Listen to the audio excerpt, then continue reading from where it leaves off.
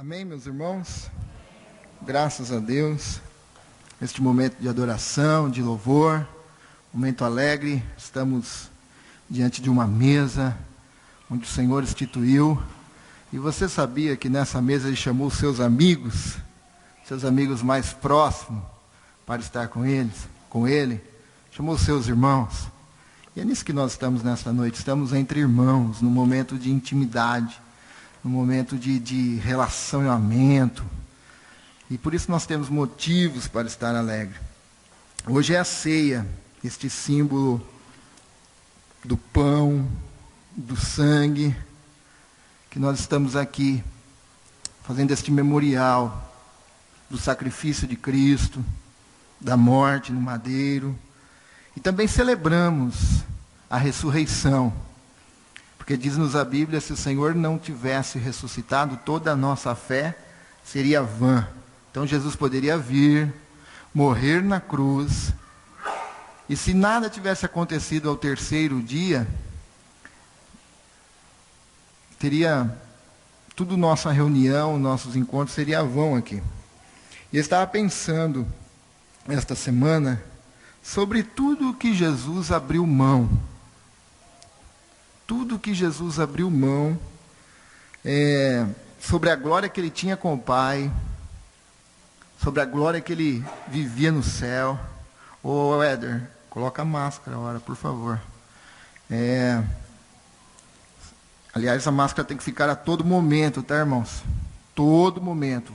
É extremamente proibido ficar sem máscara aqui dentro. Extremamente proibido. Ok? Estava pensando essa semana sobre isso, sobre o que Deus, Cristo Jesus, abriu mão para estar conosco, para nos salvar dos nossos pecados, tudo aquilo que Ele fez para vir até nós, para nos resgatar. Para nós, então, essa entrada no reino de Deus, neste reino espiritual, não nos custou nada. A nossa entrada nesse reino é graça, é favor imerecido de Deus.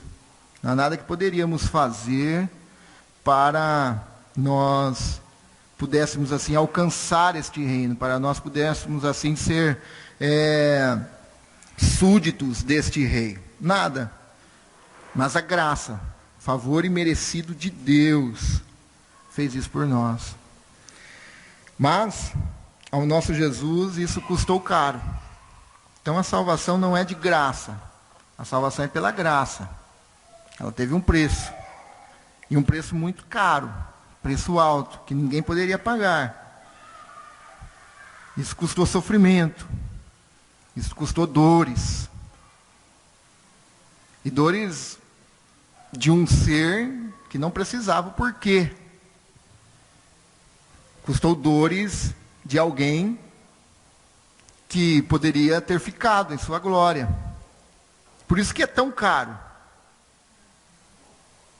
E Philip Yancey, em seu livro, ele disse: a cruz não é um desvio, nenhum obstáculo no caminho do reino, nem mesmo é o caminho do reino, mas é o reino que vem. Então o reino veio através da cruz. Mas não da cruz de qualquer homem, porque naquele tempo muitos se morriam crucificados. Mas o reino veio através da cruz de um homem santo, sem pecado. Então o reino veio através desse sacrifício. E quando eu digo cruz, aqui não falo somente do sofrimento no madeiro. Não foi só essa dor que Jesus sentiu. Não foi só esse sofrimento. Mas falo de tudo o que Jesus abriu mão para ir até o madeiro. Falo de todos os privilégios que Jesus deixou de lado. Isso foi doído, isto foi sofrido para Cristo. Para que assim tomasse o meu pecado, assim como nós fizemos na leitura hoje, o seu pecado, o castigo que era nosso, Ele agora nos traz paz. Porque Ele, como ovelha muda, foi ao matadouro. E há um texto que eu particularmente gosto muito, que é o texto de Filipenses. Filipenses capítulo 2. onde muitos acreditam que esse texto de Filipenses capítulo 2 seria um cântico da igreja primitiva. Eles cantavam, eles entoavam esta passagem bíblica. Era um cântico durante o culto. Mas ao mesmo tempo que nós gostamos, ele também nos confronta. Esse texto nos leva a refletir todas as vezes que nós nos deparamos com ele. Então é um chamado nesse texto para nós termos as mesmas atitudes que Cristo Jesus teve. Jesus, o apóstolo Paulo, então, envia aos filipenses e ele, então, convoca a ter as mesmas atitudes. Existe uma atitude que eu e você não tem como. Qual é essa atitude? É a atitude, então, de tomarmos, de remir o pecado dos outros. Ninguém pode fazer isso. Ninguém. Mas diversas coisas que o apóstolo Paulo também diz: sede meus imitadores, assim como eu sou de Cristo. Ele nos convoca a imitar Jesus Cristo em sua vida, em suas atitudes. Então, esse texto, Paulo inicia com o imperativo, que está lá em Filipenses capítulo 2, versículo 5, diz-nos assim: tenham. É uma ordem, está no imperativo. Tenham a mesma atitude demonstrada por Cristo Jesus. Se é uma ordem, se é um mandamento, se está no imperativo, quando nós desobedecemos essa ordem, nós estamos fazendo o quê? Nós estamos errando o alvo. E errar o alvo é pecar. Então o apóstolo Paulo convoca eles. Ele não pede, por favor, se tiver como, se vocês fazer um jeitinho, faz igual Jesus fez. Não. O apóstolo Paulo fala, tenham a mesma atitude. Tenham a mesma atitude demonstrada por Cristo Jesus. Paulo está mandando uma ordem para eles, que assim eles devessem cumprir essa ordem. Mas como assim? O que Paulo está tratando nesse texto? Paulo está tratando no contexto, Paulo está tratando da unidade da igreja. A igreja existia algumas facções. Na igreja existiam algumas repartições. Na igreja existiam grupos. Então Paulo, é o seguinte: tenham a mesma atitude, e isso não é opcional, vocês devem ter a mesma atitude que houve em Cristo Jesus. E o contexto diz: não sejam egoístas. Não sejam egoístas. Nem tentem impressionar ninguém. Sejam humildes, considerem os outros mais importantes que você. Não procurem apenas os próprios interesses, mas preocupem-se também com os interesses alheios.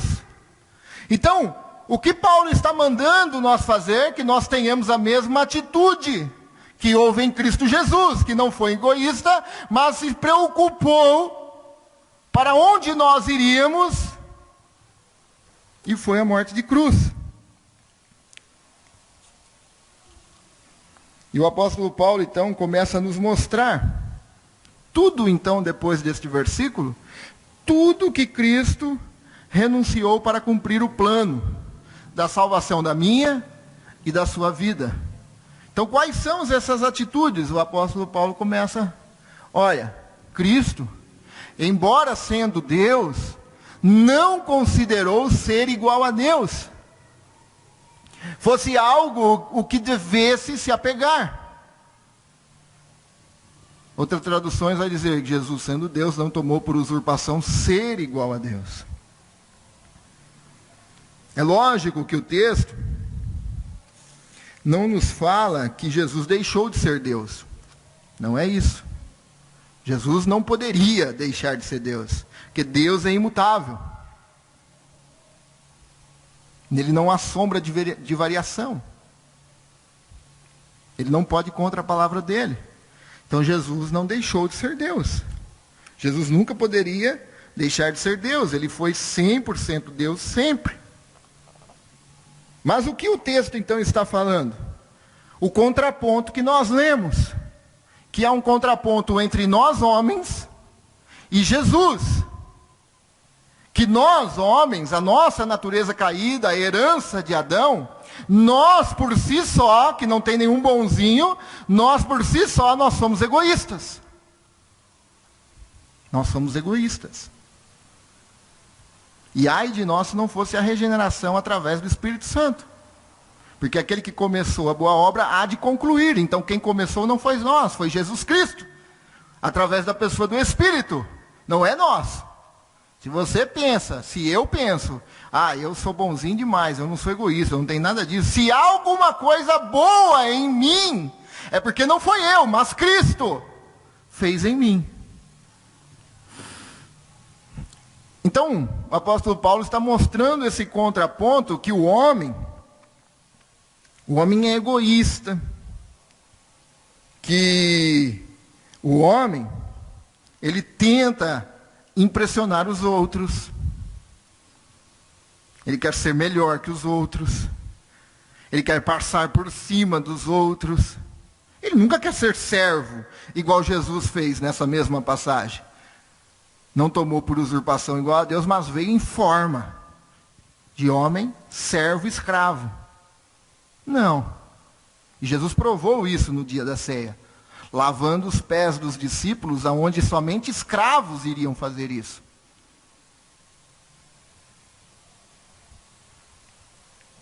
Se o homem, de um lado, é egoísta, Jesus, sendo Deus, não se apegou a isso.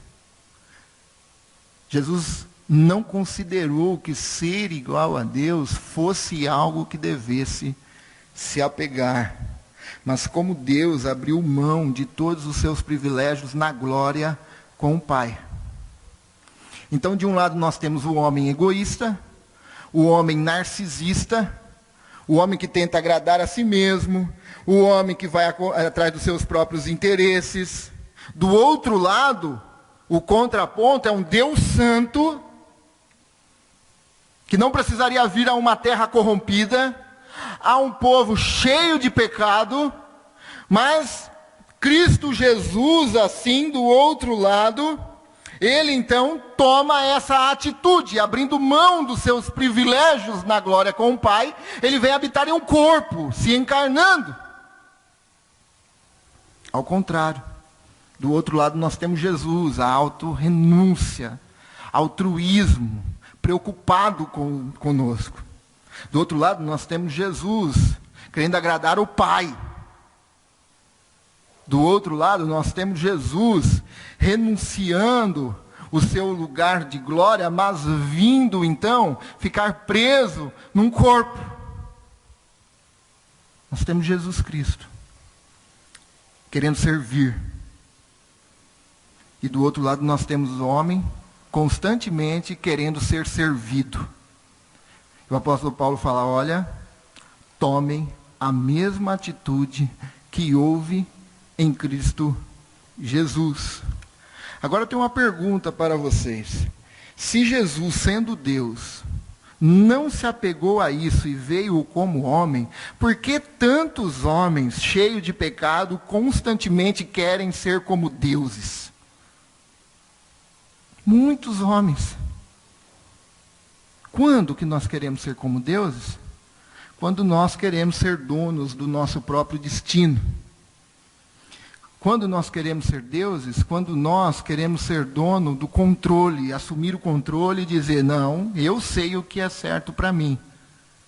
E esse negócio que Deus está aí elaborando, esse negócio aí é muito sofrido. O cristianismo é muito sofrido. E aí eu quero então assumir o controle da minha vida e quero ser como deuses. Quando agimos por nós mesmos, quando confiamos em nós mesmos, quando confiamos no nosso intelecto, quando confiamos na nossa força, quando confiamos nos nossos bens, quando confiamos no nosso poder.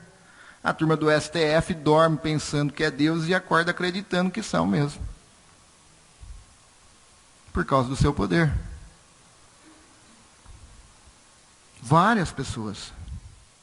Todas as vezes que nós confiamos em nós, nós estamos então criando alguns deuses. Ou no nosso bem, ou na nossa poder, ou na nossa força. Eles são pequenos deuses. Mas e no meio evangélico? Como que pode então, eu sou cristão, e como que eu posso criar então pequenos deuses dentro de uma igreja, quando nós ouvimos uma teologia humanista, onde o homem tem poder, onde o homem consegue, tudo é feito ao redor do homem, a glória é para o homem, o poder vai que você tem um poder dentro de você, e eles não estão falando do poder do Espírito Santo, eles estão falando do poder do homem. Isso é criar deuses nos homens. E assim, querendo sempre assumir o seu destino. E muitas pessoas na igreja estão vivendo dessa forma, querendo ser dono do seu próprio destino, não aceitando a vontade de Deus, que querendo ou não vai ser feita. E fica relutando daqui, relutando dali, e passa 40 anos no deserto, rodando em volta, e a vontade de Deus vai ser concluída. Mas fica lá, relutando, porque ele quer ser Deus, ele quer assumir o controle, ele quer ser dono do seu destino. E esta foi a queda do homem. Essa foi Gênesis capítulo 3, versículos 5 e 6. O homem sempre querendo assumir o controle da sua própria vida. O homem sempre querendo assumir o controle do seu destino. Deus sabe, a serpente falando, Deus sabe que no momento em que comerem do fruto, seus olhos se abrirão e então vocês serão como Deus. Opa! Eu vou ser como Deus? Vocês serão como Deus. Vocês vão conhecer o que é bem, o que é mal. E a partir daí, essa mulher já tinha visto o fruto. Mas a partir que ela ouviu falar que ela seria como Deus, o seu fruto parecia delicioso. E desejou então a sabedoria que ele lhe daria. O homem está em constante busca de ser um Deus.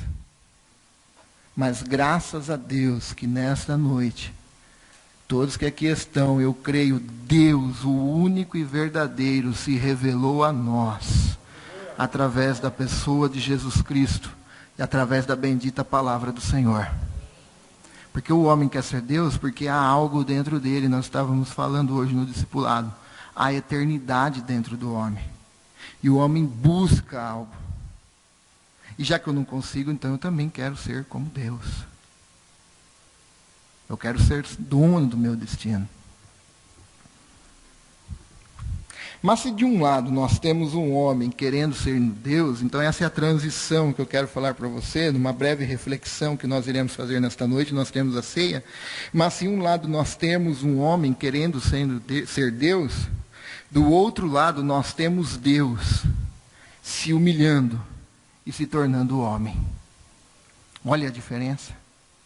Nós, pecadores, cheio de mazela, cheio de fraqueza, cheio de problema, que nós criamos os problemas e às vezes nós nem conseguimos resolver os nossos problemas.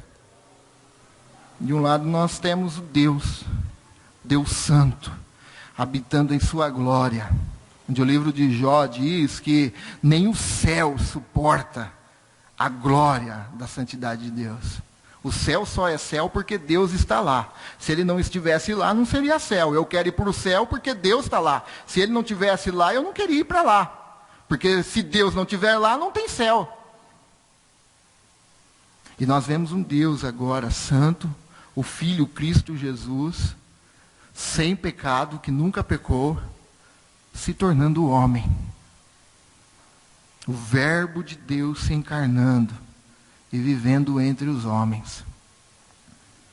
Se de um lado nós temos homens querendo chegar ao céu, como foi feito na Torre de Babel, vamos construir uma torre até que nós possamos tocar o céu.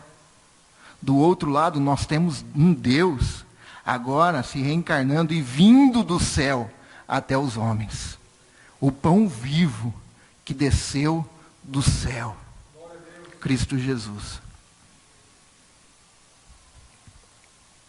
Nós temos um Deus, o Filho, em toda a sua glória, se humilhando, se fazendo homem e vindo no meio de tantos pecadores, onde eu sou o principal deles, como disse o apóstolo Paulo. Então, ao invés disso, ao invés do egoísmo, ao invés do narcisismo, ao invés de tentar agradar a si mesmo, ao invés disso, ele se esvaziou de si mesmo, assumiu a posição de escravo e nasceu como ser humano. Quando veio em forma humana, humilhou-se. A teologia da encarnação de Jesus como 100% homem durou 2 séculos combatida, porque as pessoas não aceitavam. Como pode um Deus santo virar homem e não acontecer nada, não pecar, não ser falho? Como pode um negócio desse? Então é mais fácil nós crermos num Deus que nós não vemos, mas opera milagres. Mas nós não podemos ver um Deus santo como um homem comum. Jesus se humilhou. E a humilhação de Jesus não foi somente na cruz. É isso que o texto está falando. Mas foi um Deus autoexistente, um Deus autossuficiente, um Deus que subsiste, agora vindo num ventre, pela obra do Espírito Santo, de uma mulher bem-aventurada, que achou graça diante de Deus. E esse Deus Santo, que deixou a tua glória, quando foi para nascer, não tinha um lugar para ele nascer. A pensão estava cheia. Isso para um Deus Santo é humilhação. Não é somente a cruz. Mas nasceu entre os animais, num coxo. A humilhação não está somente na cruz, mas é um Deus Santo. Se fazendo carne, nascendo em uma cocheira, em um estábulo, e precisar de um leite materno para assim sobreviver. Um Deus que é autoexistente, porque ele se fez carne. Ele tinha as mesmas necessidades físicas. Ele se fez carne. Ele se humilhou em ser um Deus de toda a sua glória no céu. E agora não tinha um lugar para que nascesse. Ele necessitava do leite da sua mãe. Jesus se fez homem. Jesus se fez homem. Igual a mim, igual a você. Tomé tocou. Toca aqui, Tomé, depois de ressuscitado. Toca. Ei, tem alguma coisa para comer? Jesus teve fome. Não só depois que ressuscitou, claro. Jesus era um homem comum. Dietrich Bonhoeffer, se você não leu a biografia de Dietrich Bonhoeffer, leia. Esse teólogo ficou preso no campo nazista. Ele diz assim que Jesus era homem como todos os homens. Ele disse, se Jesus estivesse aqui, ele era homem como a gente. Como nós. Jesus era um homem comum. Que andava no meio do povo. Jesus era o homem que era chamado de amigo de pecadores.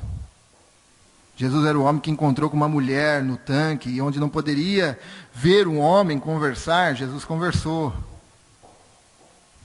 Jesus era homem como nós. Tão comum Jesus era, que na noite que ele foi traído, Judas falou, eu vou dar um beijo nele, e quem o beijar é esse homem. Porque ele era igual a todos. Ele era como a gente. Jesus era o homem comum. Quando a Bíblia nos fala que ele tomou em forma humana, a palavra ali é morfe, refere-se ao ser interno e ao externo que expressa o caráter interno. O que está querendo dizer? Que Jesus teve os mesmos sentimentos e emoções. A diferença é que ele não pecou. Ele não pecou. Mas Jesus sentiu o que nós sentimos. Em tudo ele foi provado. Mas em nada ele pecou.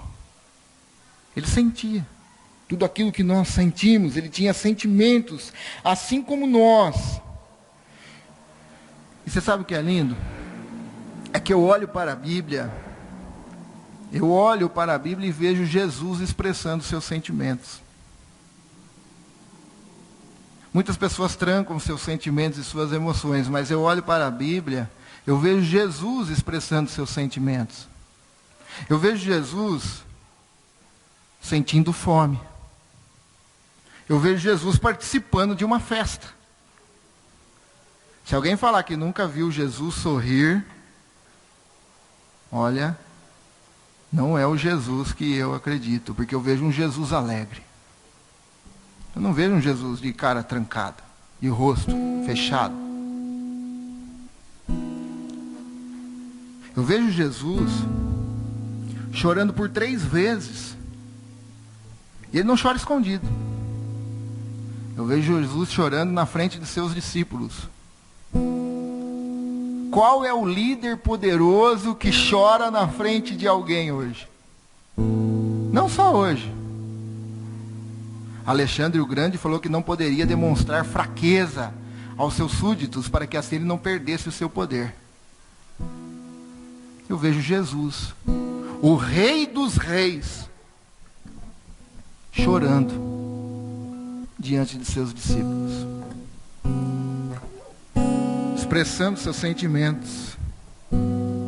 Eu vejo Jesus com medo no Getsemane, de tudo aquilo que ele estava enfrentando, tudo aquilo que ele iria enfrentar, e ele expressa ali para o Pai, no Getsemane, toda a dor que ele estava carregando. Jesus homem. Jesus homem. Tudo que você sente, sabe por que Jesus também se compadece? É porque ele sentiu a mesma dor. Não há nada em você. Sabe por quê? Jesus sentiu a dor da traição. Talvez você foi traído por amigos, pela circunstância. Jesus sabe o que é ser traído. Porque numa certa noite, homens vieram buscar a Jesus e Jesus disse: vocês vêm a vós a mim com porrete. E ele recebe o beijo de Judas e diz: meu amigo. Quer maior dor do que essa? Mesmo sabendo o que iria acontecer, Jesus tinha emoção. Jesus tinha sentimento. Porque ele sabia o que aquela mulher cananeia iria falar para ele. Ela iria falar o quê? Até das migalhas que caem da mesa, os cachorrinhos também se alimentam. Jesus sabia o que aquela mulher ia responder, e ao mesmo tempo Jesus diz: mulher, nem em todo Israel encontrei tanta fé assim. Eu vejo Jesus alegre nesse momento, mas eu vejo Jesus dizendo: meu amigo, o que você veio fazer, faça depressa. E aí começou a aparecer gente com porrete na mão, com espada. E Jesus disse: olha, eu consigo sentir o teor de sentimento nessa passagem que ele diz: vocês vêm a mim com porretes, e eu no templo ensinava vocês todos os dias, e vocês se assentavam para ouvir. Jesus sabe o que é a traição. Jesus sabe o que é a decepção. Jesus, homem, sentiu o que é a decepção. Quando ele olhava e via Pedro de longe, via os seus discípulos correrem, ele sabia. Mas ele sentiu que é decepção. Eu vejo Jesus cansado. Chegou um momento no ministério de Jesus que Jesus falou assim: olha, vamos pegar os discípulos, vamos atravessar o outro lado. Porque ele estava cansado. E ali as pessoas ficaram sabendo, a multidão foram por terra e alcançaram Jesus do outro lado. E mesmo cansado, Jesus falou: olha, multidão, nós precisamos dar alguma coisa para essas pessoas comerem. Jesus, homem. O que eu quero lhe dizer é que não tem uma dor que você sinta, não tem um sentimento que você sinta que Jesus não sabe o que é. Não tem nada. Talvez você pense que Jesus não está te vendo. Talvez você pense que Jesus não está nem aí com você. Talvez você pense que, olha, para mim acabou, eu estou sozinho, a minha oração bate no teto, volta para baixo. Deus não sabe o que eu estou sentindo. Ele só não sabe como ele conhece a dor. Ele conhece a dor. Jesus sabe o que é não ter um teto. Porque as raposas tinham os covis. Mas Jesus disse: o Filho do Homem não tem aonde inclinar a cabeça. Jesus sabe. Não há nada que Jesus não conheça. Jesus se fez homem como nós. Jesus sentiu todas as dores que nós sentimos, que nós pensamos que Jesus não sabe. Ele sabe e ele conhece a dor. A humilhação de um Deus santo, Criador de todas as coisas, autoexistente, passou por tudo isso. Então, quando nós pensamos da humilhação de Cristo somente na cruz, a humilhação maior é Deus, Criador, vindo agora, se encarnando como homem, e depender e sentir todas essas coisas, precisar dessas coisas. Ele expressou sua dor. Jesus expressou seus sentimentos. De um lado nós temos o homem, egoísta, narcisista, que tranca os dentes. Não posso demonstrar dor, porque isso é sinal de fraqueza. Do outro lado nós temos Jesus, autossuficiente, mas ao mesmo tempo autossacrificial. Nós temos Jesus altruísta, servindo, preocupado com os outros. E nós temos Jesus chorando. Nós temos Jesus alegre. Nós temos Jesus indo agora chamar Lázaro no funeral. E nós temos Jesus agora num casamento, celebrando uma festa que não era uma festinha, era vários dias. Esse é o nosso Jesus homem, que sente as nossas dores. Mas tem uma música que expressa melhor a humanidade de Jesus. E quando eu ouço essa música, eu fico tocado. Talvez você não conheça, ele não é muito conhecido, ele é de uma igreja tradicional. E esta música, Felipe irá cantar neste momento. Eu quero que você reflita na letra desta música. Se você conhecer, cante junto. Mas preste atenção nessa letra. O Jesus homem. O Jesus homem.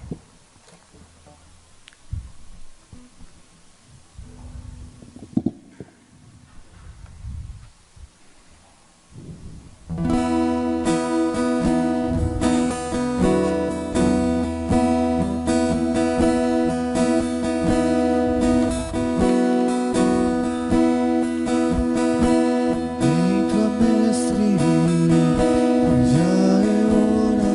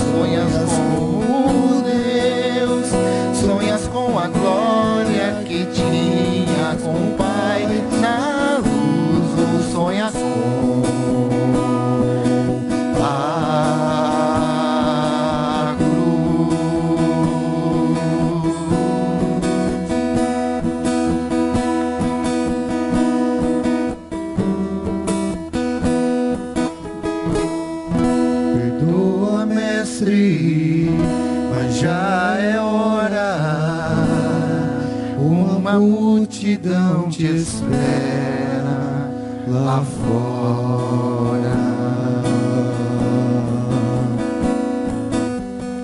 Estás decidido, não te detenho, vai orando até chegar ao reino. Partiu, fica a paz em mim, fica a sala com um cheiro de jasmim, vai verter a vida num corpo seu, pra levar a culpa de alguém como eu, pra lavar o sujo do meu próprio eu, levar-me pra Deus. Vai verter a vida no corpo teu, Amém, Jesus. pra lavar a culpa de alguém como eu, pra lavar o sujo do meu próprio eu, levar-me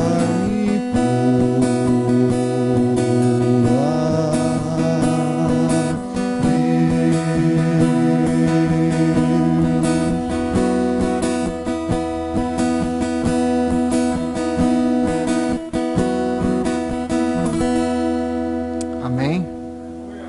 Quando eu ouço esse hino, eu vejo Jesus cansado do seu ministério. Jesus cansado como homem. E talvez na casa de Marta e Maria, eu imagino, e Lázaro, uma casa aconchegante, onde ele gostava de ficar. E ele então, lógico que não era um sofá igual ao nosso, mas ele senta para descansar. E ele pega no sono, porque ele está cansado. E a casa de Lázaro está cheia fora. O povo está esperando Jesus. E ele acorda. E ele acorda porque ele tinha um propósito. Então ele segue o seu caminho. Ele segue o seu propósito. Até o lenho. Para limparmos dos nossos próprios erros. Para limparmos da sujeira, do barro, lembra do livro? Do barro. Eu vejo Jesus como homem, sentindo essas dores, em forma humana. Ele foi obediente, cansado, com dores, mas ele foi obediente. Ele foi até a morte. E morte de cruz. E morte de cruz. Para morrer por mim e por você. Como homem, Jesus um dia disse: fica um pouco comigo. Velai um pouco comigo. Será que nem um pouquinho vocês podem ficar comigo? Nem um pouquinho? Fica um pouco. Como eu disse, no momento da ceia, Jesus reuniu seus amigos. E nós estamos aqui, nesta noite, para celebrar isso. E este convite aos amigos de Jesus não ficou preso somente àqueles discípulos. Ele se estendeu a mais amigos dele, que sou eu, que é a Leila, que é a Gra, que é o Éder, que é o irmão Walter, que é o Guilherme. Ele estendeu esse convite a todos nós. E a Bíblia diz que agora ele nos chama de amigo. Amigo. Esse é o Jesus homem, que sentiu dores, mas ele foi obediente até a morte. Amém? Eu quero orar por você nesta noite. Pai, em nome de Jesus, eu te agradeço. Te agradeço, Senhor. Te agradeço porque nós não temos um Deus imparcial, de dores. Eu te agradeço porque eu tenho um Deus que conhece a nossa dor. Ele sabe. Em nome de Jesus. Eu te agradeço pelo teu amor. o Senhor manifestou na cruz do Calvário, no Filho, o Cristo Jesus. Ó Deus, eu agradeço pela encarnação do Filho vindo até nós, e nós não indo até o Senhor, mas o Senhor vindo até nós. É graça. Eu te louvo, Deus, que essa palavra entre dentro dos nossos corações.